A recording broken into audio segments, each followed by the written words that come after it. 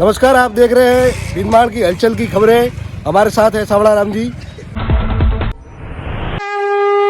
तो चलिए आज फिर से मैं आपको दिखाने जा रहा हूँ जो कि माली समाज भीनमाल में युवा संस्थान के द्वारा चल रहे भागवत कथा के पंडाल की ओर, जहाँ पर आप देख सकेंगे कि माली समाज यहाँ पर उमड़ पड़ा है। उमड़ पड़ा मतलब कुछ न कुछ इच्छा जरूर यहाँ सब तो आए नहीं, परंतु आने वाले बहुत सारे लोग जो भक्ति भाव में ध्यान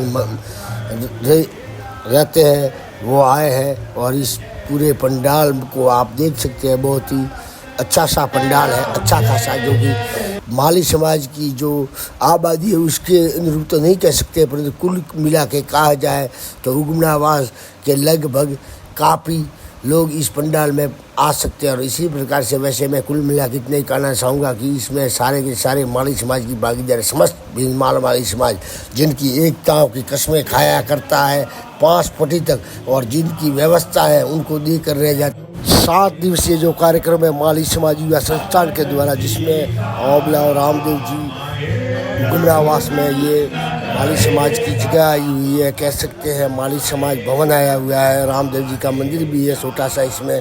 उसी पंडाल में ये कार्यक्रम होने जा रहा है।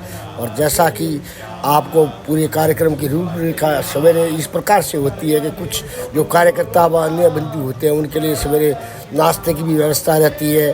उसके बाद में हवन कर्म शुरू हो जाता है। हवन यज्ञ में जो लाभार्थी जोड़े होते हैं जिन्होंने हवन का सरावा लिया है वो दंपति इसमें दोनों बैठते हैं। इसी प्रकार से ये यज्ञ प्रारंभ हो जाता है और इसी यज्ञ चलता रहता है। और फिर इस यज्ञ के संपूर्ण होने पर जिन जिन भामाशाहों ने जो भी लिया है सरावा, उनके सम्मान की बारी आती है, उनका सम्मान किया जाता है।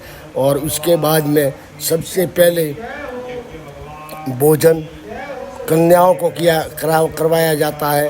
इसी प्रकार से ही अनवरत 7 दिवसीय महोत्सव के या संस्कार के उसी को लेकर के ये यज्ञ की युवा संस्थान ने आहुति दी है। भले ही जैसे आप देख सकते हैं, सबसे पहले तस्वीरों में मैं ये दिखा रहा हूँ कि यहाँ पर जो किस प्रकार से भोजन की उत्तम व्यवस्था की गई है, बैठ करके भोजन परोसा जा रहा है।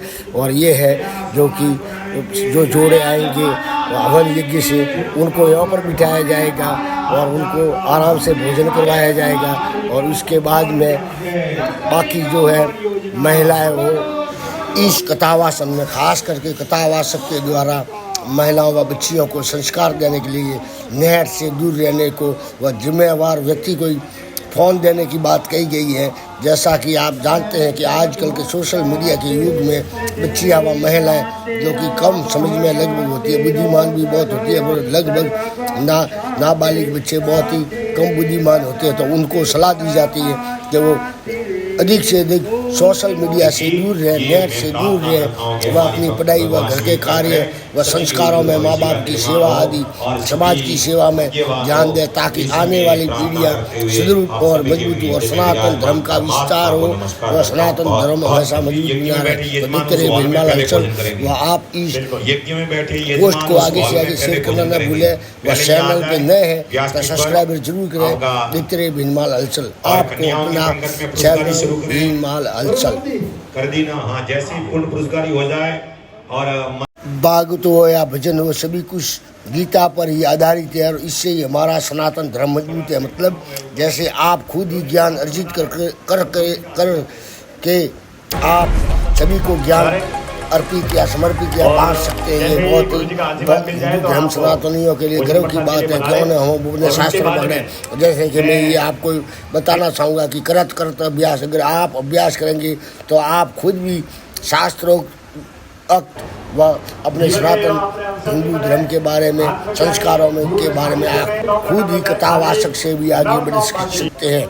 तो अपने शास्त्रों का ध्यान जरूर करें, अपनी सीमाओं को ध्यान में रखते हुए नशा की ओर न जाए, नशा मुक्ति की ओर जाए, ताकि समाज का उत्थान हो, वह हमारी आने वाली पीढ़ियाँ हमारा माँ बापों की, बड़े बुजुर्गों की सेवा व सम्मान कर सकें, वह अपने धर्म के प्रति अटल रह सकें। इसी को लेकर के भीनमाल हलचल आपसे हाथ जोड़कर निवेदन करता है। देखते रहिए भीनमाल हलचल। फिर वो भोजन की ओर प्रस्थान करते हैं और इससे पहले जो कन्याएं हैं, छोटी छोटी बालिकाएं हैं, कुंवारी कन्या है, उनको सबसे पहले भोजन करवाया जाता है। अर्थात कन्याओं को भोजन करवाने का मातम्य भी है, क्योंकि जो कन्याएं बच्चियां हैं उनको मतलब जो जब अग्नि प्रज्वलित होती है तो उनके माध्यम से ही करवाई जाती है। अर्थात कुंवारी कन्याओं के निमित्त ही करवाया जाता है और इसी प्रकार से यज्ञ संपन्न होता है। और